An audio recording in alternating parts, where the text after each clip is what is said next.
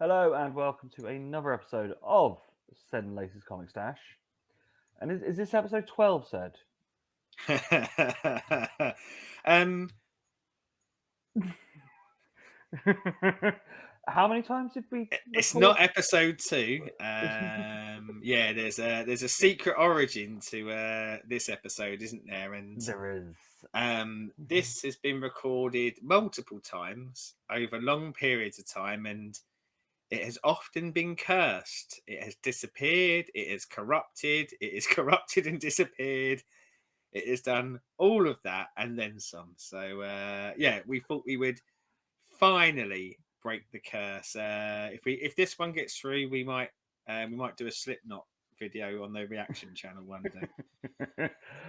So we have changed it slightly from what the original one was going to be that long Yeah, time ago, because that was going to be a history of video games and comic book characters and and we adaptations. did, didn't we? We went through all eras There was multiple times, talked about multiple things, but I yeah, was going to say each never again. recording was over 2 hours, and Yeah, we did it at least 3 times, and every time it you died. watch. This one's going to bust down to about 32 minutes. So now instead we are doing a top five. And Of, also, I feel like if we did it again, like my house would just catch on fire while recording with me in it. So yeah, top 5 it is, and we love a top 5, don't we? We're yes, big fans of doing our top 5s. So but before we get into our top five, what happens before that? we get in our dirty reading corners. Yes, we do. So, what have you been up to in your reading corner? So in my reading corner this week, after last week's hitting of the Alan Moore collection, I went with the gaming collection. Slowly but surely turning you into a writer whore now, aren't I? So this one is a little bit different to the Alan Moore one because it is more longer stories. Some of them over like 3 or 4 issues, but they were done as one-hit collectives, Yeah. things like that. So in there we have. Let me get my little list up. And probably like longer stuff because Neil Gaiman didn't have the immense falling out with DC like Alan Moore did, so stayed Yeah. around to do more stuff. There's a couple of secret origins in it. First one being a secret origins of Poison Ivy. Ooh, There is then a Batman special secret origins, which is Two Face, Joker, not Joker, Two Face, Riddler, and Penguin. I'm pretty sure. Isn't that on the? I think like I know you read it on DC Ultra, but I think like there is a collected edition, and I think they feature on the cover. Yeah, So that yeah. So that secret origins cover is the cover for the collected yeah. on there. A black and white Batman, which was really quite fun because that's basically them as the characters, but outside of being the characters, waiting to go in to shoot their scene. So as if it Nice, was like that. backstage of them and then running through it, and then you then see the scene played out. Green Lantern and Superman, Big Boy, which has Phantom Stranger chucked in to give it a little bit of mystery. Even though now with Alan Moore and with Gaiman, I still can't get on Green Lantern. As I say, like the Jeff Johns run on it, I really liked, but I don't know which Green Lantern it was focused on, but I don't really like Hal Jordan, who's I guess This the is main one how. much. Yeah, I've never really got on with him. But yeah, maybe one day because it's on DC Ultra. Maybe one day we'll get you to have a crack at Jeff Johns' run. It is long.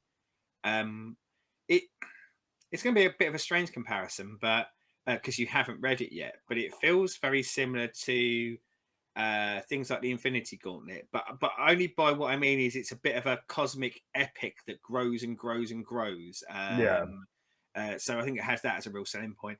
We've said it before on some other things. It's a bit more like an action movie page turner or what is going to happen next. Yeah, But yeah, I think I'm with you with Green Lantern. Although I'd like to go back and read some of the John Stewart stuff, which I've never kind of read him as a character. He's always been a side character when I've been doing it, and I'm always interested in reading more of the Guy Gardner character, because I just think he's funny by being an obnoxious twat, and I kind of like it sometimes when comics lean into that and go. They might do heroic things, but they're actually not necessarily a nice person, or you yeah, wouldn't want to go for a drink with them, but actually you might want them in a fight with you. yeah. There's a short called On the Stairs, which is with Dead, um, which really like that. That was very clever. There's a run with Metamorpho. Wasn't a fan of that bit. Character I like though, but a character I like that I've only ever had sporadic appearance, sporadic sort of reading of. But I think whenever he's been used, it's been in a run that I've liked. So yeah, I'd be down for reading it. And it finishes with what happened to the Cape Crusader, which is his take on Alan Moore's Yeah. what happened to the Man of Tomorrow. I guess it's amazingly fitting for this collection because, as we say, like after reading the Alan Moore one and that being one of his big DC works, having Neil Gaiman do the equivalent for one of the other ones. I don't think they have, but I wonder whether anyone will do. I wonder whether it'll ever be done an equivalent of maybe with something like Wonder Woman or something like that. Mm. But yeah, But that is the perfect end to it because that is just fucking amazing. Um, that is a two issues is great. The art is really good in it as well because it has because it's run through by the villains. So each villain tells their story of what happened to Batman, and the art of Batman changes between them all. So it'll be I different was going to say, eras. is it a different artist and a different style So you per get retelling or? so on one of them, he's OG first time Batman looking. Yeah. Then there's some that look like the Golden Age stuff. There's some Silver Age looking bits in there as well. Oh, it's so good. It's definitely on my that specifically, regardless of anything else, that is on my list to read at a certain point when I get to that point. Yes, so that, and I've also done the 4-part Superman for all seasons. Um, Jeff Loeb and Tim Sale, yeah, is they're the that? same Yeah, guys that did yeah, Long Halloween. yeah, Um, for a Superman story, really, really enjoyed this. Is it in the same sort of level as Long Halloween and their Batman stuff? No. Dark Victory was their other one, wasn't it? If I remember Yeah, rightly. Yeah, it's good, but as I said, I still think that some of my near to Superman doesn't help. yeah, yeah, But as I said, it is this and what happened to the Man of Tomorrow are the two best things I've read of Superman. So in good writers' hands, yeah. it is a character that I can read and sort of the story is there to be part of it. Um, and because they don't do it with the oh look he's just so fucking uber strong and has no downside to it, it works. But yeah, I still do think that I need to break the Well, Superman.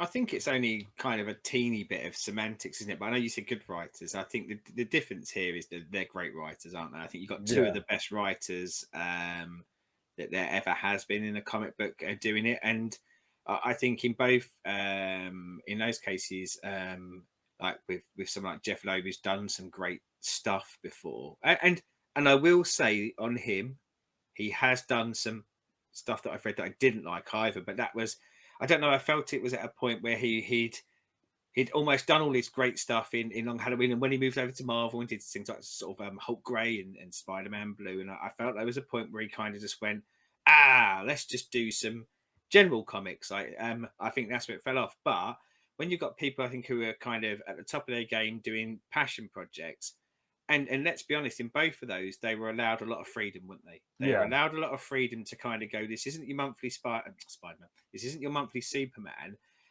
You tell the story you want to tell about Superman. In a lot of cases with writers, when they get to that point, their story isn't always about the main character, is it? They have a no, story to tell, and the main character is just a framing reference for it. But yeah, very high up on my list as well to get to. There are a couple of Superman projects that I want to get to before this that I think I'm more intrigued by. But yeah, definitely. If for anything else, because I imagine the art is great, like it is in it, everything that Tim Sale does. To be it honest, is very pretty. It is very, very pretty. And the other bit, because I've been on it this week, you have, haven't you? I did the first part of the Batman White Knight, which is the Oh yeah, yeah, Batman White Knight run.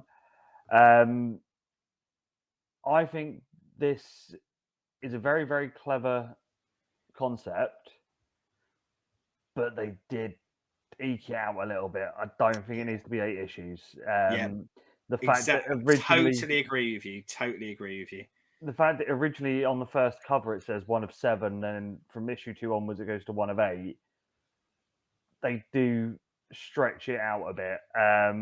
Yeah, it's a shame, isn't it? I think at 5 or 6 issues, this is really, really good. Whereas at 8, there are some moments that you feel like it's being dragged out, and because of that, I think ultimately it lessens the impact of it. Like when I was getting to the end, I was like, "Yeah, come on, let's get this done," Yeah, because you've really telegraphed where all of this is going by dragging it out a little bit. yeah. It said the original 7 would have been a good number, or even having it as a 6 issue run. Yeah. There are just bits in it that could have been got rid of that are just a bit filler.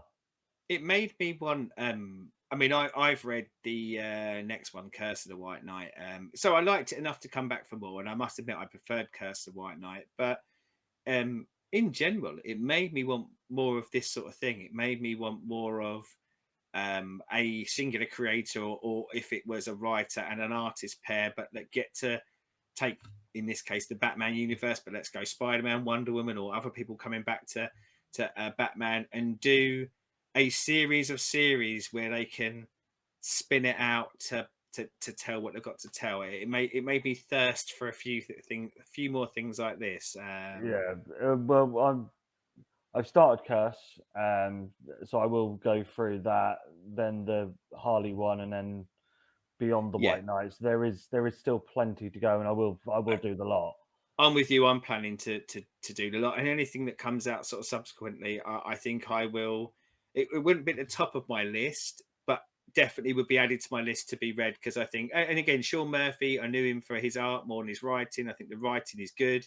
I think the art is better than the writing. I think the art is very, I'm going to say, well done throughout. Distinct. Yeah, Um, I think if you ripped the cover off and took all the words out of a subsequent series of it, I would know instantaneously I'm in Sean Murphy's White Knight universe, or whatever yeah. terminology you want to use. So yeah, I really liked it from that side. So, what have you been up to in your corner?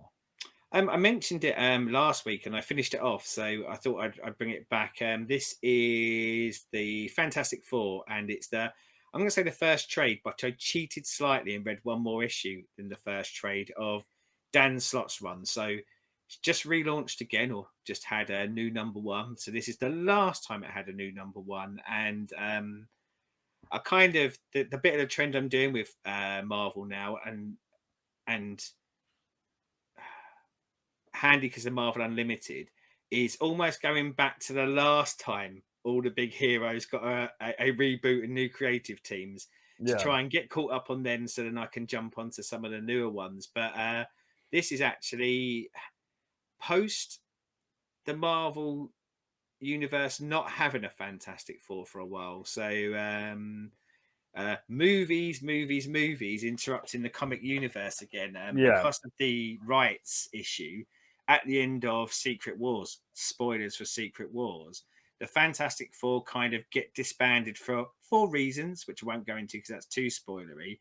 And then you had a period of time there where Ben Grimm thing and the Human Torch were still in the Marvel universe proper, let's say. Human Torch joined one of the Avengers teams. The Thing joined the Guardians of the Galaxy, and they kind of went off and did their things. And you didn't see Reed Richards or Invisible Woman for a while. And this is them being brought back in, and we actually start off in the first issue with I guess people talking about the repercussions of that, the fact that they've been away for so long, and the Yancey Street kids fire up a fake Fantastic Four sign, and the world kind of goes, "Oh, they're back," and then it's not. So it really does play into that. But a large part of it as well is about the Thing. So the Thing gets engaged to Alicia Masters, someone that he'd been dating in the comics, apart from one particular spell, for a very long period. But he gets engaged, and it's kind of at that moment that Reed, Sue, and the Future Foundation. I'm saying the Future Foundation because I don't think you probably have done anything with the Future Foundation. But when Jonathan no, Hickman was writing it, that their kids and many kids from other parts of the Marvel universe started this thing called the Future Foundation. So some really smart kids with powers. They have. It wasn't that they died at the end of Secret Wars. They have been off trying to recreate the multiverse, yeah, and but they had no way of getting back to Earth. However, kind of coincidentally, at the point where Ben proposes, you then see a big sign in the well, I was gonna say in the sky, but in space, and it kind of indicates that there's something going on with the Fantastic Four. And then when you cut into the next issue, you kind of see what they've been up to. You see the planet they're on, and then there's a new cosmic-ish level threat, and shenanigans happen. And shenanigans. yeah, and then the stories coincide because they kind of throw up this sign, and then the story barrels from there. And it's really quite interesting because using the arrogance of the villain against them, Reed sort of says, "Oh, like the Fantastic Four can beat you," and it's a bit of like, "No, they can't." And when this sign goes up, it actually summons the Fantastic Four to where Reed and Sue are.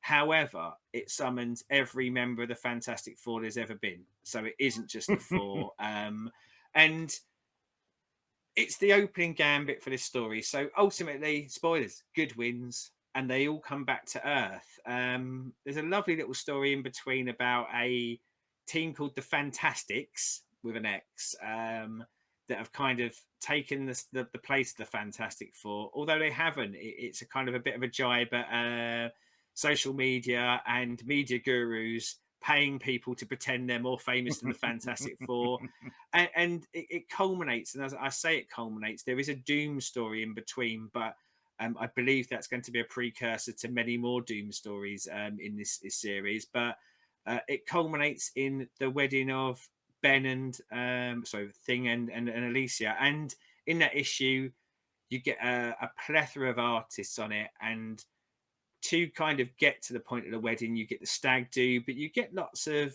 dipping into moments of the past. Like there's actually some panels which are very much, and I know this because of my recent read of Old Fantastic Four, very Yeah, much recreations of some of the panels from the original issue, but kind of redrawn. And I don't know, it just feels a really nice cap off to this first story to kind of go, they're back. Now, I will say, does it do anything absolutely knock your socks off amazing? No, but probably the same thing as I said about going back to Spider-Man, the Nick Spencer run last week.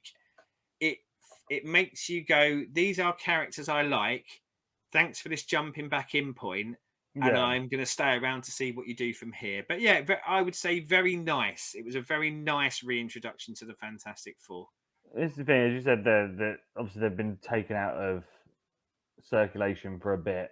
Yeah, Because I've read some of the Guardian stuff where things with the Guardians. Yeah, actually, I thought he suited them quite well. I quite Yeah, liked that transition. him and Drax together, and you're just like, Yeah. just great. So yeah, I not a massive Fantastic Four fan. It never really, again, it was never one that was like, oh, have to get behind this. But yeah, it is one of those of individually the characters are intriguing, but it was always just that to them a bit. Well, But I don't know whether I, part of this is the recency bias of having just read the first 10 issues of the Lee Kirby. yeah, This had that feel to it, like modernized, but this had a feel like Dan Slott probably really likes the Lee Kirby run, and or maybe this first 5 issue bit is just a bit of an homage to that. But yeah, that's what I was getting out of it. Of this is your old school Fantastic Four in a modern time.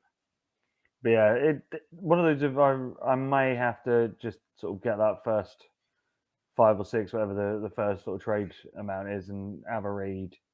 If you're going to read Fantastic Four, and I know, like I'm saying, this is my reading corner, it's good. If you're going to read the Fantastic Four, I'd much rather recommend you a different point to jump into the Fantastic Four. Be it either, and again, like I know we often read, we skew to reading older stuff, Yeah, and that isn't that old, this series, but I mean, I'd recommend the John Byrne stuff, but if we want to come more modern, I would recommend the Jonathan Hickman stuff, which is what leads into the Future Foundation or that sort of thing. One of the reasons for jumping into the Lee Kirby thing is we really liked reading issue 1, didn't we, when we did it yes, for our first evers. But up until that point, I'd always kind of gone, John Byrne's Fantastic Four is the best run of Fantastic Four. And then Jonathan Hickman come along, and I think Jonathan Hickman's is the best run. And I kind of wanted the Lee Kirby one to compare it to. But yeah, Jonathan Hickman's Fantastic Four is, I think, knock your socks off brilliant. The best I think people have ever done with them as a concept. yeah. Anything else in your corner this week? No, I have been reading a few bits and bobs. I've been reading a lot of stuff from the New 52 when that started, but I'm probably going to do something else with that. Maybe like do a like a whole kit and caboodle of it at a certain point, rather than putting it out as a separate one here. Yes. So, should we get into our top fives? Video games. Video games. Video games. Not many rules to this, was there? No, But we there set was ourselves the rule of only one that, one from yeah. a series, i.e., I can't have a top four of Arkham Origins, Arkham Knight, Arkham City, Arkham Asylum. Not and allowed. and, and I One. guess kind of one that the only other rule is, and it should be clear in the title of, it has to be a comic book based video game. Yeah. Like, I can't just go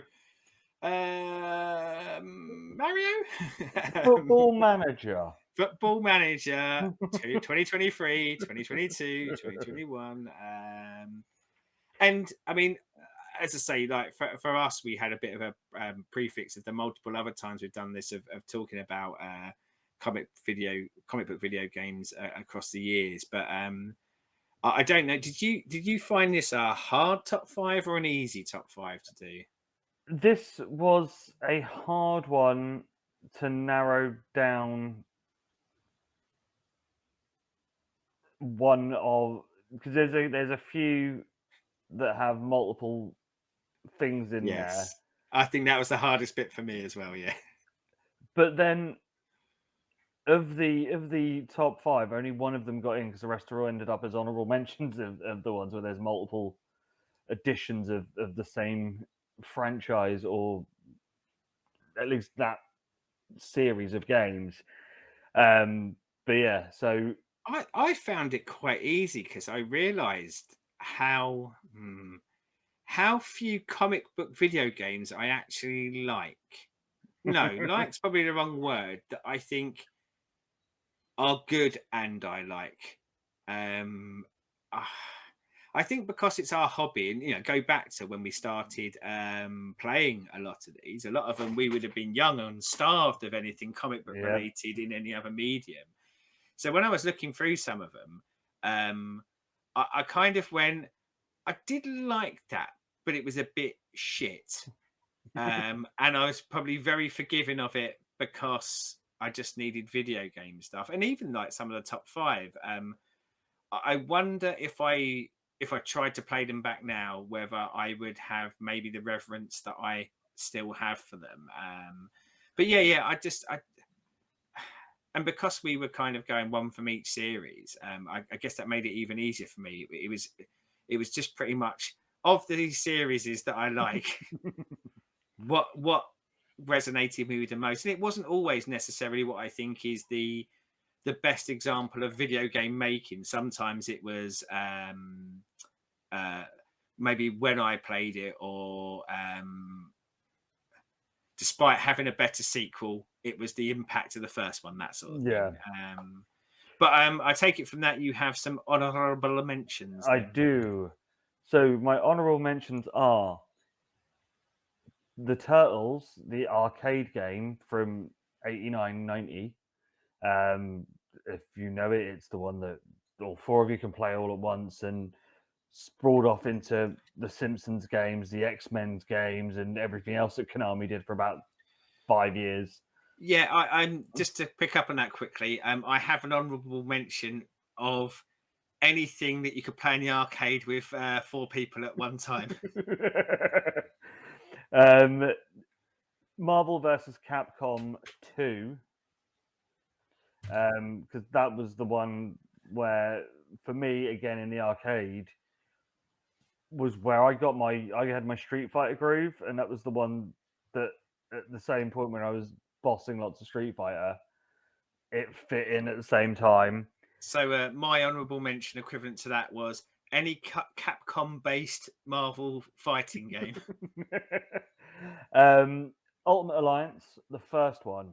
Um, yes, I know the second one is prettier. Yes, the second one has extra characters and they do extra bits. But the first one was the one that I was just like, ooh, you can have four different heroes at once from different things. Yes, please. And Lego Batman 2, because of all of the Lego Marvel and DC games, this one for me is the best one because it got the balance of humor right and was the first one that went with a completely original story that had nothing to do with trying to tie into a film or something that had happened before, and was just fucking fun and I funny. had any Lego game that mentions a superhero ever as an honourable mention. However, picking up on what you said there, that of my honourable mentions, and that one specifically was the closest one that come to breaking a top five for me. Like that was of the honourable mentions, that was the one that I ummed and ahed about putting it in, because I do think I'm with you. I think it's a great game, and Lego do make great games, but it was, even with its inherent Lego ness and all the things that happen in Lego games, um, yeah, kind of the originality of the story and that story being good and funny like they do, but without having the cookie cutter sort of storyline to focus on. Yeah, I thought it was really good. But yeah, Yes. all Lego games that have attached to a comic book ever. And the only last one of my honorable mentions is Spider-Man the SNES game. I can't remember what the full title for it was, Is it? I'll look it up. But you start talking about what you but liked about it, and I'll it look it up. But it is from back in the day when we had those sort of side-scrolling action slash puzzly games where you had to jump from platforms and swing bits. Um, it was a game that was balls hard, which you wanted in games back then because you got very few. But oh, there were a lot apparently. was there? I can only remember Yeah, the we one. have Spider Man and the X Men, Spider Man and Venom, Maximum Carnage, Wasn't those two? the Amazing Spider Man, Lethal Foes, um, Spider Man the animated series. Might be the animated series. Either it's just Spider Yeah, Man or yeah. Spider Man the animated series. It's one of those two. I do wonder though whether a lot of them were probably came out in the States and probably not over here, because I Yeah. think there was a bit of that, like, and we covered that in the shows we don't speak of. But at certain points in time, a lot of the you would see in the comic books the adverts for these games, and you're going, Yeah. "Will this ever be released in the UK?" The answer generally was no. No. Yeah. So I think the Um, Genesis had loads of games in that period as well that I would see yeah. advertised in me Marvel comics and going, when the hell am I going to be able to get my hands on this? So other than the honourable mentions that you've jumped on the back of on mine, did you have any more for yourself? No, I mean, like, as I say, like, the three honourable mentions I had actually cover a plethora of games, and even within that plethora, I think there are different levels of quality of it. So when I say every Lego game ever, there really are some differentiation between, and to a large part, storyline wise. And on the Capcom fighting games, again, I think there is a lot of variation on quality, but they almost felt like a lump, don't they? Like, where you Yeah. like kind of go, okay, there might be a better one or one I like them more, but effectively, they hit that formula of let's rinse and repeat the same thing, and make them more colourful each time, or less colourful, depending on what palette they wanted Yeah. to discern. But no, there wasn't anything outside of that I wanted to touch on. So I as was we gonna say, don't, do you want me to go first with my number I was five? gonna Hey? let you go first. Just because I think when we get down to twos and ones, it might become quite interesting, and I think your love for your two and one might be greater than my love for my two and one, so it makes sense if you get kind of like the cap off point. But my number five is X-Men Legends. So we it was Raven Soft, or Raven Softwares, I think they were called then. And for me, I had this on the GameCube. I loved my GameCube, but there weren't that many games that I could either afford or that existed on my GameCube. And I remember seeing there was an X-Men game coming out, and as I say, like, I'd had some not as great experiences with licensed properties, but you couldn't stop me from buying this. However, I was expecting it to be a bit crap. I loved this, and there's an argument that says that X-Men Legends 2 is better, but it knocked my socks off with the uh, style that I could play, the characters I could play. I mean, Yeah. this was chock full of all the characters that I never thought. And bearing in mind, X-Men was the most popular franchise Marvel had at the time, but still did I never expect myself to be able to play as the Beast, but the proper blue furry Beast in a game. And I actually think if you look at it back now and watch videos of it now, or I guess even try to play it now, yeah, it kind of looks quite clunky compared to now. But I also think at the time, I think graphically it really held up. And I think Hmm. gameplay wise, it's just fun. Now, I'm I'm going to pretty sure they're caveat. the ones that then went on to do Ultimate Alliance, didn't they? Well, yeah, get ready to call me out for cheating later.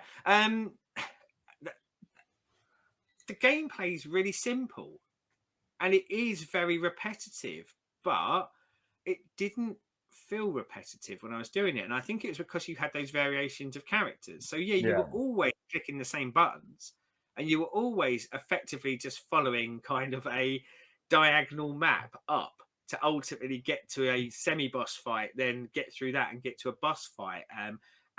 But I, I found it addictive, is the honest truth, and I found it addictive as well as an absolute love for the fact that I was getting to play these characters. I thought I would never get to play. Yeah. But yeah, if I'm honest, probably two is probably functionally a graphically better game and gameplay wise better game. But I love this first one. So my number five is my only proper old school game in my top five. And we're going back to the SNES, and it's The Adventure of Batman and Robin. Again, like I said about the Spider-Man game, it was a game of its time. You walk from left to right, you batter bosses or batter enemies, do some jumps, get a boss fight, go on Yeah, to the next level.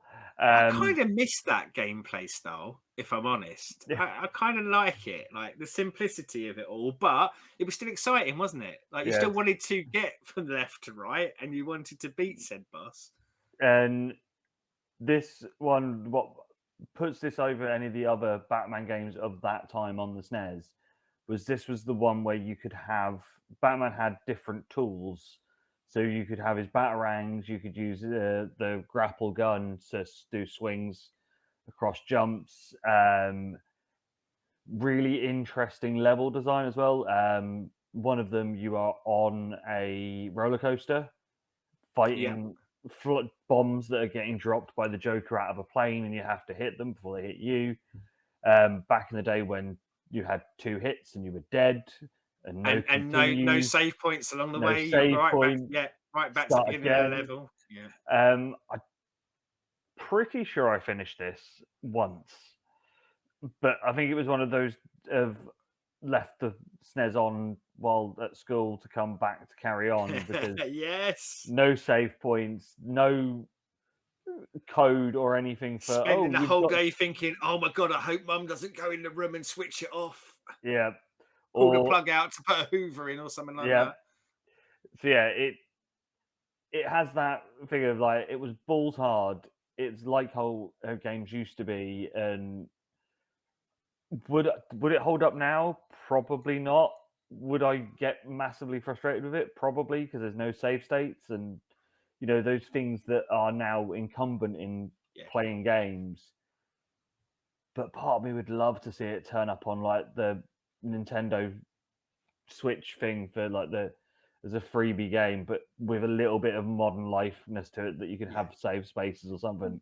you say about that punishing gameplay style. I mean, I know it's like a different world, but like back then, I'd have played a like a JRPG in the same way, as in I'd go right. I know it's probably 4.5 hours till I'll get to the next save point, so I need to play for 4.5 hours. And I remember doing things like not only leaving the console on all day, but doing things like putting sellotape on the stick so that it would always be going left, so that it wouldn't think it was asleep and go dormant and switch itself off and things like that.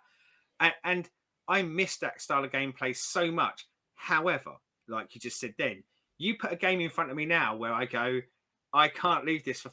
I'll play a game for 5 hours, but I want to be able to save it every 3 seconds while I'm playing it for 5 hours. And yeah, I can't actually imagine me now doing it. But yeah, I love that sort of thing when I was a kid because I don't know. I know part of it was by game design because effectively it just couldn't do saves like Yeah, that. But you felt like you felt like that punishment meant you'd really achieved something when you actually got to the end of a level or something like that. And also the absolute bitter anger that you felt when go back to the Joker dropping the bomb and like sprite collision wasn't so good and you're like, yep, no way, that did not hit me. That's bullshit. Almost yep, wanting to write a letter to the company that made it because you were so angry that that yeah. hit didn't hit you. It was the thing. I remember for a very long time being stuck on that roller coaster level because I was slightly too close when throwing the batarang at a bomb. The explosion where the sprite blew up Yeah. was on my face, and I was like, "Fuck off!" Well, and Ah! like you had to have absolute precision to do anything, but they're bloody sprites. As long as it was like on the same telly, it would get you. Yep. So, what is your number 4? So number 4 for me is jumping to a different video game system. I'm jumping to the PlayStation now, and jumping to the year 2000, and it's Spider-Man. I 2000. I should excuse me. I should have more money when in 2000 than I probably remember having, but I do. Yet again, I think we're in a kind of an era for me of probably not so much disposable income generally in the world. And I know I say this just in a cost of living crisis, but shit, like there wasn't the sort of throwaway cash that potentially you can have now for things like video games. So like things cost a few bob. And I remember at this point kind of going, PlayStation, there were some great games. Do I want this Spider-Man one? Don't I? because I kept feeling like I was just getting suckered in because it was a Marvel game. It was probably going to be turd. I love this. This was. I've never looked back at it, by the way, but this was amazing. Like I was looking at Spider-Man in real life on a TV doing real life things. As I say, never look back at the graphics because Yeah, it reminds you that it wasn't real. But this felt like such a leap, and I think it captured the Spider-Man vibe so well. Something that franchise stuff doesn't always do, does it? Sometimes they no, just kind of go, we pay for the license, stick the any old costume on it, tosh. and away you go. Yeah. And, it had like its very, very old school kind of cutscenes where you get like a little bit of story come along at the bottom in text and things like that. But I felt like I was, yeah, legitimately in the Spider Man universe, in a Spider Man comic book. But let's be honest, it was the swinging through the streets. It had an amazing mechanism of swinging through the streets. Now, in retrospect, never had any web. You could you could swing from nothing, but it just I was aghast, like kind of like with surprise of going, how have they managed to transpose this thing that I've read about in comic books and seen in cartoons that I never thought I'd experience myself. I felt like I was Spidey when I was playing this game, and for that alone, it makes the top four, or sorry, the top five at number four. And also, as I say, I think the story was decent, and I think the Yeah, gameplay was very good for the time. I don't think it would hold up so well if you tried to play it now, but yeah, yeah. I love this. So my number four is Telltale's Guardians of the Galaxy. Um, Not so played it. so if you're if you know the Telltale games, they are very the choose your own adventure sort of Yeah, option story driven things, and not really a lot of action. There'll be QTEs and bits, um, but this was a really interesting Guardian story, where things that you do bring up had loads of consequences that went on later on. So there was bits. I think it's 5 issues or 5 episodes, and there were bits that you would do in the first one where you're just getting used to what's going on that would have real consequences in the last one. You're like, oh fuck. Um, Honorable mentions to the two Batman Telltales well, as I was gonna well. say because yeah, Telltale did Batman, so and they've done like Walking Dead. They've done a lot of Yeah, things now, haven't they? But you are right, like that. They are the spiritual successor to the old school point and clicks, aren't they? yeah, With kind of like variations on gameplay. So a lot of kind of the story triggers off the decisions you make, rather than. I always remember on the point and clicks. I remember the Discworld one of getting stuck in one place for about what felt like 8 years because I couldn't figure out that you had to cross the frog with an apple with a yogurt yeah. to do the spell, and but it doesn't have that sort of trickery to it, does it? They're No, quite.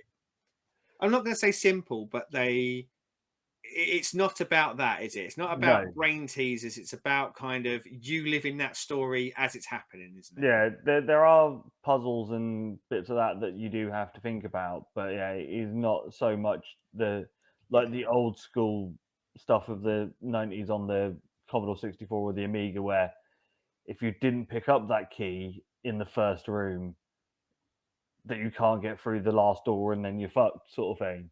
yeah, Um, each episode is about an hour and a half, so it's no, yeah, none of it sort of massively overstays its welcome or anything like that. You probably won't be able to get it now because I think most of the Telltale stuff's been delisted. But yeah, no, these were well worth it, and if you can get it, get on it. But yeah, yeah. I don't know why. As I say, I was well aware of the Batman ones, and like as I say, lots of the other franchises I had. I don't know why I missed out on Guardians. I don't think I even realised it existed. it, I think it was about 6 months before Telltale went under. So I Okay, don't know if it was one of those where there was much like last swings, hoping that it would Yeah, help them out. But but yeah, yeah, no, I like the sounds of it. And again, characters that we like, isn't it? Like yes, that helps. What's it like for things like the voice acting and stuff like that? Because they have quite distinctive voices, I think, for a lot of the audience because they've heard the Chris film, Pratt and Vin yeah, Diesel and forgot the name of the dude who Dave does Rocket. Who's the dude who does Rocket? Bradley Cooper. Bradley Cooper, yeah, yeah. And whereas like when they do a Batman one, and I know like Kevin Conroy, but you know, we've heard different people have Batman's voice, don't we? So I Yeah. wondered like how the voice acting kind of holds up. So obviously it's not the film cast, How dare but they? it is similar enough that it's not out of place, and also does have random 70s and 80s music in it as well. Good, good. 70s and 80s music, or Yes. okay. So yeah, it fits in as it should do in what you'd expect in the Guardians. Yeah, as I say, it intrigues me, and I feel like it's a shame that I may have missed my chance to actually um, have a crack at that. But I will keep my eyes peeled to see if I can ever get my hands on it. Not that Yes. I play anything but Football Manager. Like it's just ridiculous. I'll buy it and not play it because Football Manager exists. So what makes your number three? Number three, you mentioned it in your honourable mentions, Marvel Ultimate Alliance. I guess arguably a little bit cheaty because you could argue this is actually just the extension of the X-Men Legends part of the franchise because it's the same company and the same sort of style of game. But first things first, one of the reasons why this jumps in is as amazed as I was to be able to play the X-Men at all. This was even more amazing for me. So bearing in mind, this was what 2006. So this Yeah. was way before the superhero du jours that we have now, where everyone knows all these superheroes and their household names. Um, and even kind of comic book wise, these were a lot of the characters that you could utilize were characters that were big ish in the comics, but nowhere near what the X Men were. So, as surprised as I ever was to be able to play as the X Men, my God, put this in front of me, put it in my hands, and let me play as. And even people like, and it'll sound ridiculous to anyone who's grown up in like recent years, being able to play as Captain America. I never thought I'd be able to play as Captain America in a game like this. But probably even more so for me, characters like Daredevil.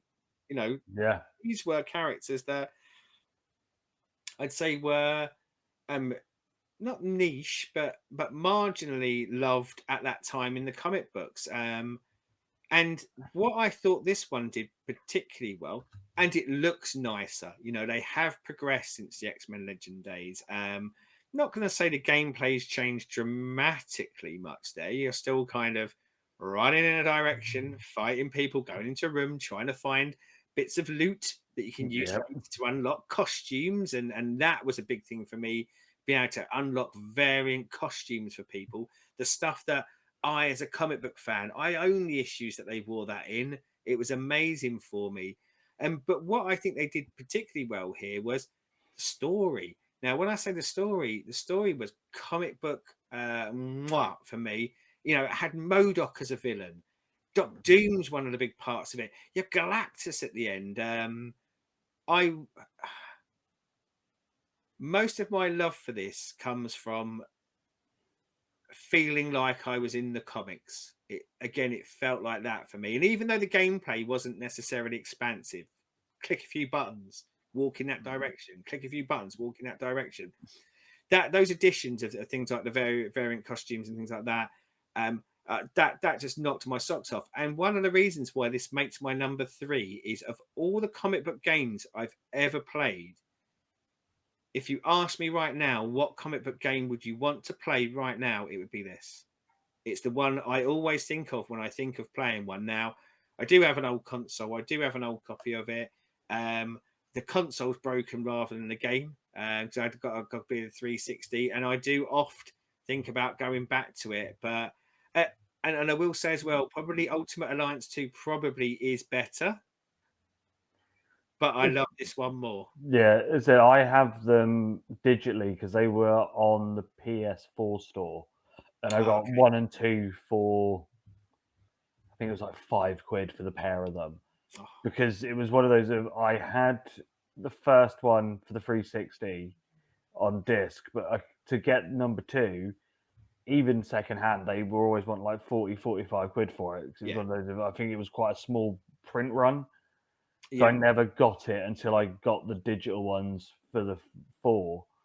Uh, but because of the joys of modern gaming, I can now still also play it on the PS5 Yeah. and still have access to it. So yes, it will You can play as forever. Black Panther. You can play as Luke Cage. This is just, and this is before there was a Luke Cage TV series, or we ever thought there would be a Luke Cage TV Or series. you can turn up as my team, which was Blade, Thor, Deadpool, and Venom. I'm surprised Ghost Rider didn't make your team. I thought that'd be right up your alley. Flaming Skull, Yeah, like chains for a weapon. Like, yeah, it doesn't fit the brief of swords and true, true. so yeah. Yeah, no, So no. So much, as I say, so much love for this, and that love really does retain to this day. I could play this anytime. Does it has it aged well? Doesn't matter. It's brilliant, isn't it? it is. So my number 3 is Deadpool. So this came out prior to the films. I'd At this point I'd read some Deadpool, and I'd got the whole fourth wall breaking and the childish humor that it does, and this game just nails it. It opens with him holding the script for the game, going, "No, not doing that, not doing that. Fuck off when I do that. Save a no, not save a princess." There's so many in jokes to a Deadpool, but also gaming tropes and cliches. Yeah, Um, there's one bit where he is in a room and it goes, "Oh, there's a glitch in the game," and it then turns into what looks like a Mario level, and it, it is a really basic hack and slash game, similar to like your Devil May Cry or your Bayonettas, but it's just so much fun. I do remember it, and I do remember it like quite fondly. But I remember more like what you were describing there with like the Deadpool being Deadpool. I remember it more for its kind of cut scenes and those moments, like the kind of winks and the nods.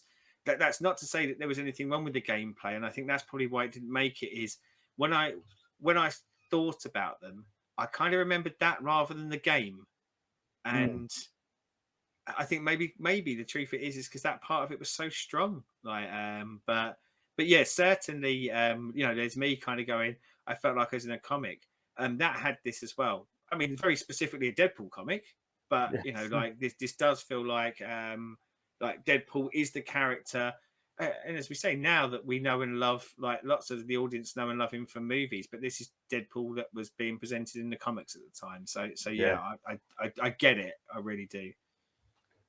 What is your number 2? This is where I think it kind of might get a bit wibbly wobbly, and where we might start, at least to a degree, crossing over. But my number 2 is Batman Arkham Asylum.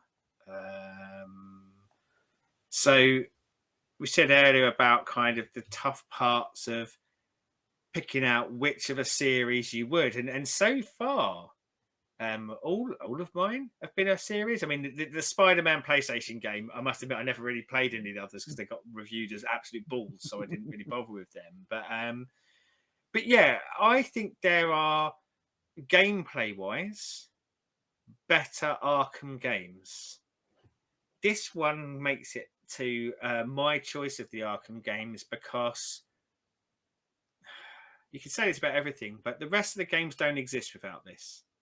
And when I say they don't exist without this, because this was so good, you'll never get a sequel if you don't have the first. But I think this was so well done that it allowed them the freedom to improve over the games.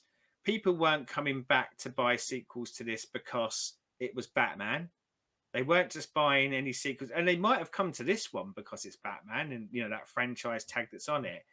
But this was such a good game that if this hadn't been Batman, if this had been Chris Lacey Arkham Asylum, it would have had multiple sequels. Yeah. It's hard because I think there probably were other games doing stuff like this at the time. I think all of the kind of the bits that are in it and the tropes exist in some games somewhere. Yeah. But putting them all together and them feeling so real and right for Batman is what really knocked my socks off, And the voice acting is great. I think the story is really good. I will go with. I think possibly there are better stories than this in some of the other games as well. But this is not only comic books, but the storytelling felt like Batman the animated season. Obviously, the visual style of it, not at all. And yeah, I don't know. It just as a package, it is game changing at the time. I think for franchise and certainly comic book franchise gaming. And shit, you get to go hand to hand as Batman against people. Oh, it's good and cool all at the same time. It wasn't just that, let's do something cool. It was press those buttons and you as the player are making that cool shit happen. You are beating 10 bells of shite out of people as Batman. And I love it.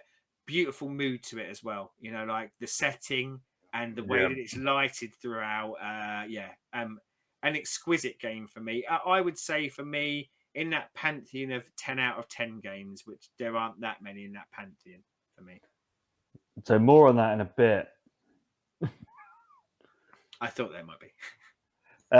So my number 2. Number 2, you say? Is Spider-Man the PlayStation 4. This is the perfect Spider-Man game. And it has a lot to thank Arkham for, because if Arkham didn't exist and didn't do so well, this would have never happened. But they managed to make this fit what Arkham does, but in Spider-Man, with the rhythm-based blocking and counters in the combat, the swinging across the city. I spent hours just swinging from one side to the other. Yeah. No, for no reason, just because gameplay be damned. I want to swing for a few hours and not in that way. Yeah. Yeah. The story was awesome.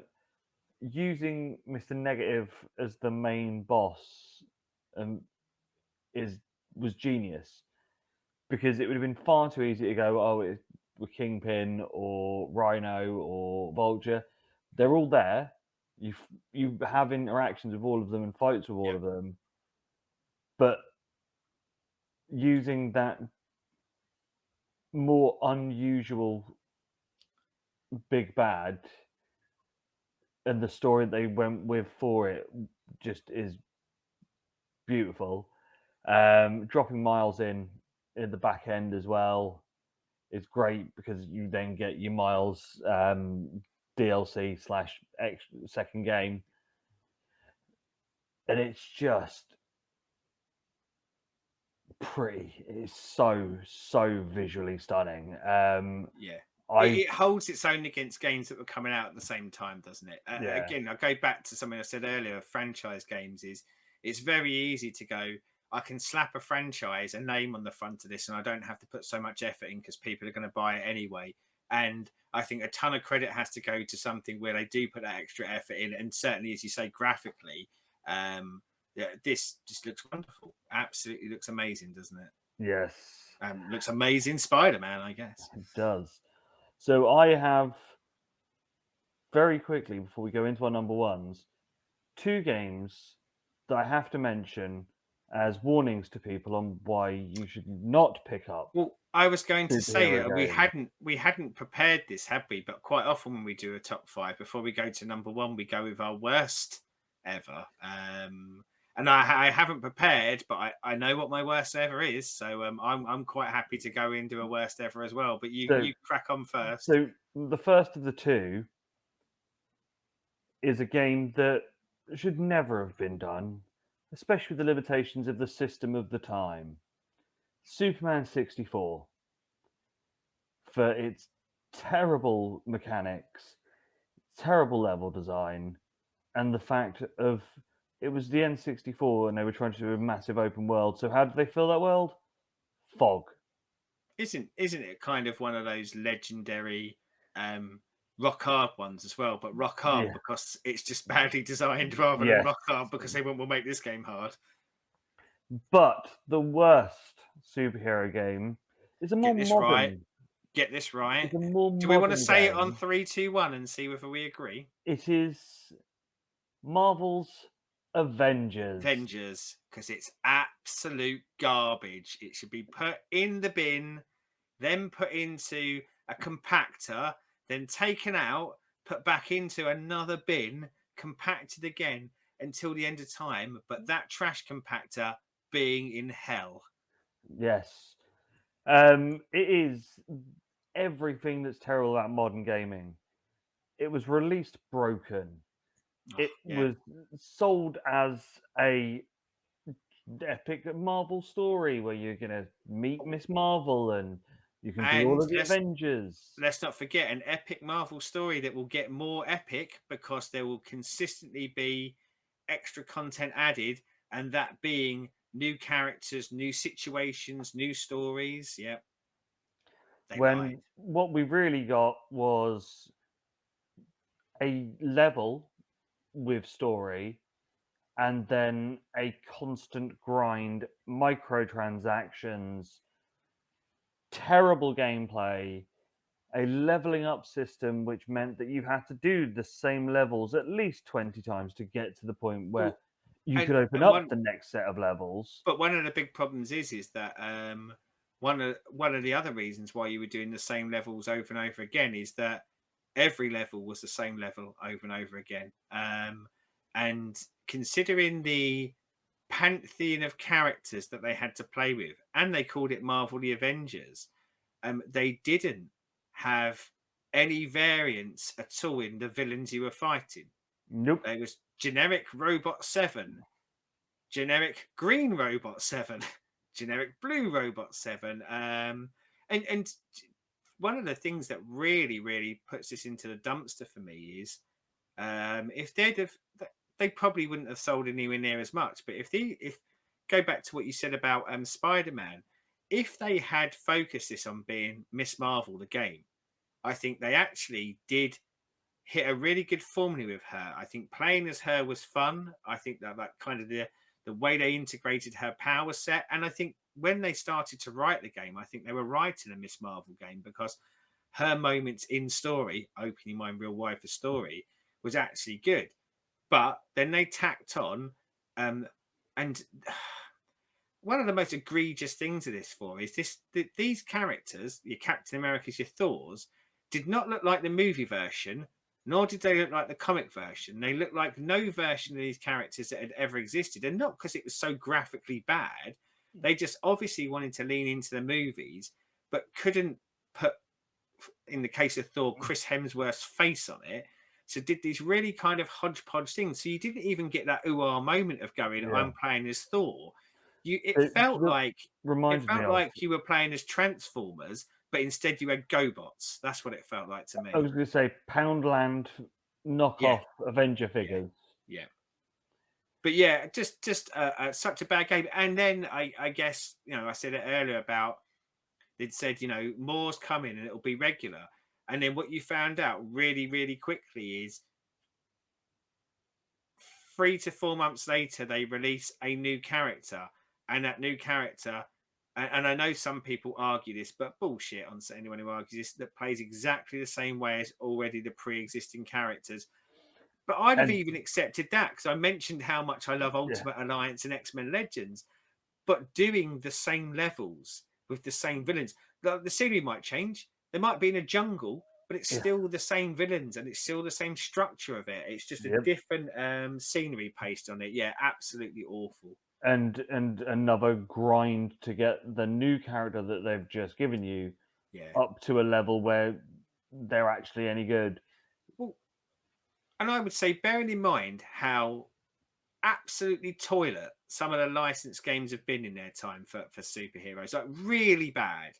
Um, the fact that this made both of our worst game ever, I think, says a lot about probably how it was made, why it was made, the lies that were told, the lack of effort that was put in. Because there are worse actual games with gameplay, but you put this whole kit and caboodle together, and it just felt gross to me. It Yeah, really did feel like, ha ha ha, you idiots, you're going to you've pay for this. Yeah, you've just given us and I 60 did. quid for this, Yeah. and now you're going to give us more money because you want to have that Superman suit or Oh, the yes. Spider-Man suit. Oh, you want that 4 costume?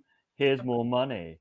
But again, like if you'd have taken me back to the Ultimate Alliance days and said, not that transactions were really a thing back then, but well, I guess it was DLC. But if you sort of said, "Oh, to unlock a load of costumes," like because they might have meant something to me because they were actually ones from the comic book and they were on the best they could do to make that look like the comic Yep. book version, I'd have probably gone yes because I was still inherently enjoying the game. But effectively, yes.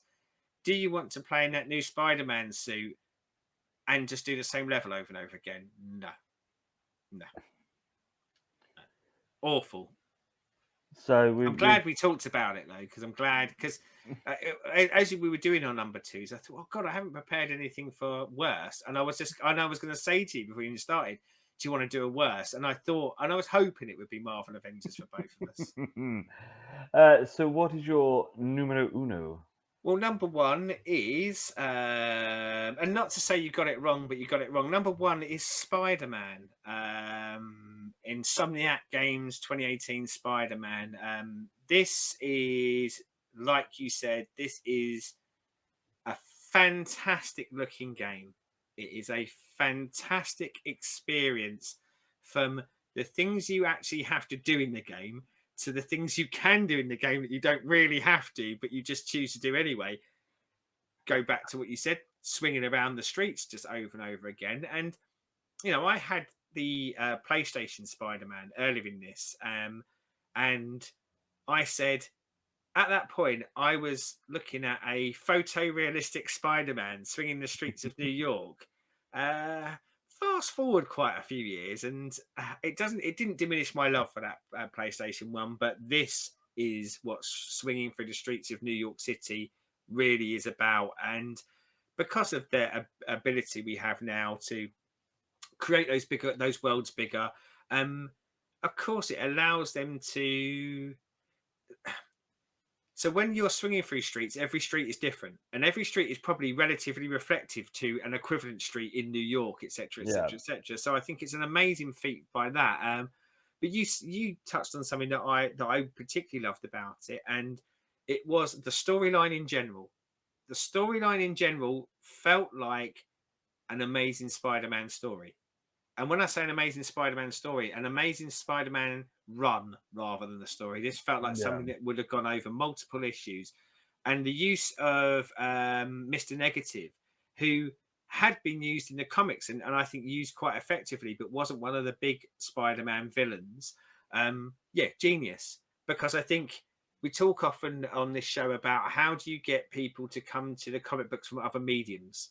And I think this is how you do it. You make it so that kids, grown-ups play this game and go, I love this. I love being Spidey. How do I get more Spidey? And how do I get more of the villains that are in this and the supporting cast characters? And the truth of it is there is only one place to get that, and that's in the comic books. It looks beautiful. So as much as I said about Arkham Asylum, which is dark, like dark, stormy, broody, this is Mm. bright, lovely, sunshiny, and weirdly enough, one of the things I love the most about this is So when you're swinging around the streets, and it feels like your body shape changes regularly with your swing. It's not Yeah. just you're swinging, but actually when you go up, you can see the efforts that have been made in the lighting. So like it will be reflecting off the building. There's one small caveat to this, and you mentioned it earlier, the Miles Morales. I do actually think they improved on that in Miles Morales. I think actually that part of it felt even better, but it has to be this one for me. I will give a negative. The Mary Jane missions were not so good. However, why this is probably number one, and Arkham has this as well, is it scratches that itch that I always love in games as well, of having loads of extra things you can do.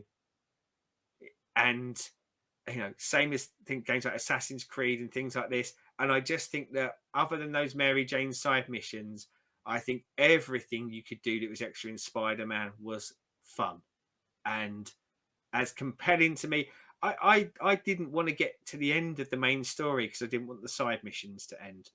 That's how much I love this.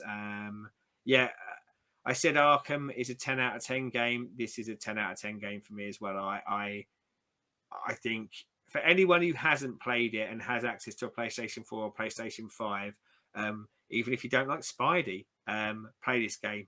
It's a masterpiece. Yes. So my number one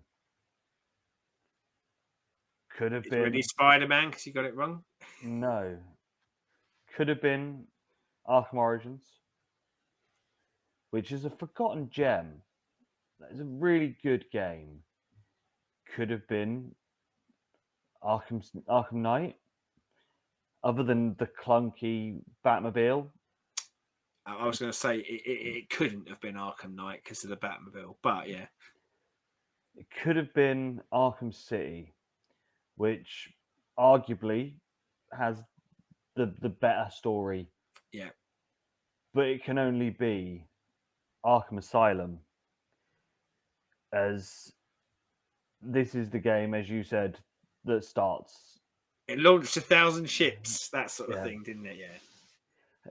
from the beginning where you are driving in the Batmobile and walking Joker through Arkham Asylum, and the voice work is just perfect. I quite often just watch that. Like I just watch that bit on YouTube because I'm with you. I think it's uh, to the most part that is more enjoyable than most things you'll see in a Batman movie, isn't it? Like the way that that's put together. To the point where when I was first playing it, I thought my Xbox had died with Scarecrow's glitch, where you got the red ring of death on if you had it on the Xbox. This is perfection. Um, I put this over City because being in the asylum, it being closed Yeah. off, makes the combat a bit more harder, and you have to think about what you're doing more. There's a bit more of a claustrophobic feel to this one as well, isn't Yeah, there? I love the idea of City because I love an open world and I love that expanse. Hence, probably why Spider-Man wins. But Asylum fit the mood of the game more. I yeah. felt. Um, the cast of characters that you get, even if it's little cameos of the villains, the Riddler trophies, Yeah, yeah. a lot of them being little in jokes to random characters like Tweedledum and Tweedledee. Whole lot of And love in this, wasn't there? A whole lot of love for the license that they'd bought. It wasn't just, oh, brilliant, we can tack this on this thing that we'd already made. It was, yeah, no, we know Spider. Sorry, we know Batman. We love Batman. We're going to use Batman stuff so that Batman fans will get even more out of this than anyone else will. and to the point where there was one hidden bit that it took 10 years for people to find, where you had to blow through the extra wall in the warden's office to find the plans for Arkham City that no one knew was there. It is an amazing game. The combat, I said it about Spider Man, the combat being great. This is just perfection, and how well you or how good you feel when you time it and you get to a 30 hit combo because you're perfectly parrying and blocking the attacks and then hitting them and getting the combos where you can start smashing heads together. Oh, I have played through this at least a dozen times, and I usually jump back on it at least once every year or two. I don't know how you feel about this, but bearing in mind our top two were the same in different orders. For me, our top two, and of course the fact that they have other games in their franchises, they were head and shoulders above anything else on my list. Like Country Mile, and that's not to be rude about anything else. That's to be about how good these games are. Yeah, And I think one of the things I love about it is I go back into our comic book fan heads is that we've got Marvel and DC at number one, and big franchise characters, obviously for the individual companies that you could have just gone, fuck it, people will buy it. But I think in both of these, they are labors of love, aren't they? And yeah, I joked about you've got the wrong one at number one, but I think for me, it's kind of dealer's choice on this sort of thing, and it comes down to like minutia. So um, I said about how much I love fighting this, and I did love fighting in this. I liked fighting in Spidey more, but not because fighting in Spidey was better. I think I just enjoyed it more mm, because I like, you got that extra kind of acrobatic element, whereas this was a lot of close quarters, and you're right about building up combos. I know we said earlier about this one is very dark and claustrophobic, where Spidey is very open and light. Both brilliant. I just leant more towards the open and light thing of Spidey, but yeah, there's like a fucking Rizzler paper thinness between these yes. two games for me. But yeah, as I said, I was arming and ahhing between City and Asylum because it was always going to be one of these two was going to be number one. Um, but yeah, no, for me it is Asylum. Just it is. Yeah, There are very few games that I will call perfection. This is there with Red Dead Redemption 2 as perfection in um, video games and storytelling.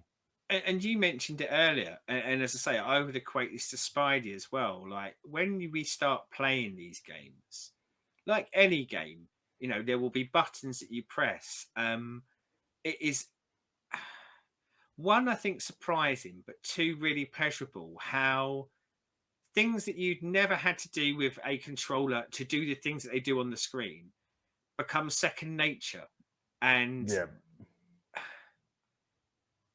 because it's characters we know, you want to do those things more, and it feels lovely, doesn't it? So when you hit that combo, you're not going, oh brilliant, I hit that combo. That sense of achievement you tend to get from a video game, you're going, oh brilliant, I hit that combo as Batman. It's just that extra layer of joy that comes along with it. I fucked up a room of Yeah, 30 guys, didn't take one hit because I'm fucking Batman. yeah, like dropping from the sea, like the stealth kind of elements to it, the dropping from the ceiling, the dropping on whatever you are doing, you want to do. And as most games or good games have that, but yeah, this has this extra push over the line of the beauty of playing with a licensed character when it's done well, of going, I am that character now, and you Yes. can lose yourself in that. So, yeah, I would say we can put a poll up to see which one of us is correct. We're both right, I think. But yeah, I think with these two being that far ahead of everything else, Yeah. that it would there are the only two answers. Yeah, I mean, let's be honest. Like, in the comments, what I'd like to hear is what is everyone else's 3, 4, and 5? Because if, but like all joking aside, I think these probably would be for people who played it the top two. Now, don't get me wrong, Arkham, you could knock that out for Arkham City. I think you're less likely to knock out Spidey for Miles, just because Miles is a lot of a shorter experience, a Yeah. fantastic experience, but a lot shorter. But I think like these are going to be kind of up there. But yeah, I am actually interested in what other people's 3, 4s, and 5s would be, because I think that's where it gets a lot more um, interesting, based off of what your flavor is, what sort of Yeah. game. We said it earlier. I think for a lot of people, at least one of the Legos might make it in, or if you're a big fighting game fan anyway, one of those Capcom fighters would make it in. Or Um, Injustice, if you like your yeah, Mortal Kombat style fighting. yeah. So yeah, I'm quite intrigued to see what anyone else has as their 3, 4, and 5, because I'm just assuming for everyone this would be one or two in one of the two variations. So, down there with your top fives. As always, like, subscribe, ring the bell. Also, we do our reading corner. We've never really done this, but drop in there what you're reading at the moment. Be interesting to see what is floating people's boat currently. Yes, as we are both on the reading challenge for the year. Yeah, Mine is to read 365, which I'm yes, doing well at the minute, so I'm over 100. Um, your goal is 500 this year. 500. And if you follow the Twitter, I've just gone past 100. If you follow my actual life and how I keep forgetting to update Twitter, I think I'm at about 170. It's going to be a long weekend of Twitter updating. But yeah, get in on that and all. So yeah, let us know what you're reading. Yeah. But until next time, adieu.